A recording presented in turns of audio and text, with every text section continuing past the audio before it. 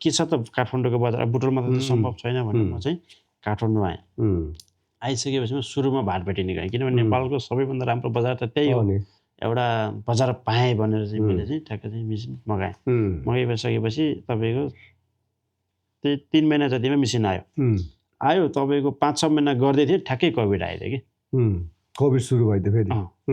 त्यसपछि चाहिँ अब अरूले चाहिँ कोभिडमा अलिकति पछाडि परे।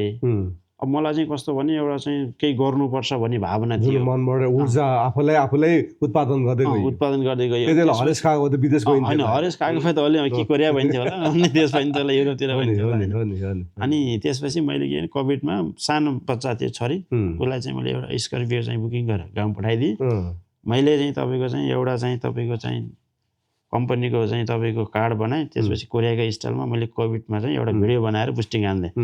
है यो स्प्राउटिङको फाइदा के छ, मुटु रोगहरूदेखि लिएर रक्तचापहरू कन्ट्रोल गर्छ, खुङ्नामुलको यसरी चाहिँ विदेशमा खान्छन्, त्यो समय झोल खाने हो नि त, सुप खाने होइन, यसरी एउटा ठ्याक्कै भिडियो बनाएँ। त्यो संजोगले मलाई कस्तो जुराइदियो भने त्यतिखेर धेरै मान्छेहरूको चाहिँ पैसा भन्दा नि हेल्थ हो नि, स्वास्थ्य कसरी बचाउने भन्ने भयो। त्यतिखेर मैले चाहिँ यो जोड बिजोड अनेक थियो नि त कोभिडमा।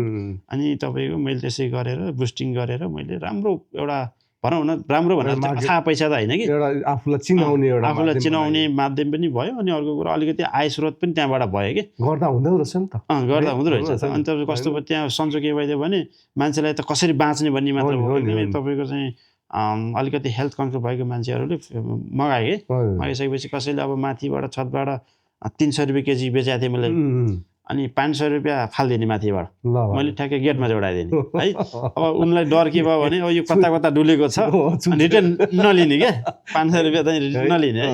त्यो पनि भयो त मलाई तपाईँको चाहिँ 3 महिना जति चल्यो। 3 महिना चल्दाखेरि मैले 8-10 लाख रुपियाँ पैसा चाहिँ नेपालमा कमाउने मौका पाएँ।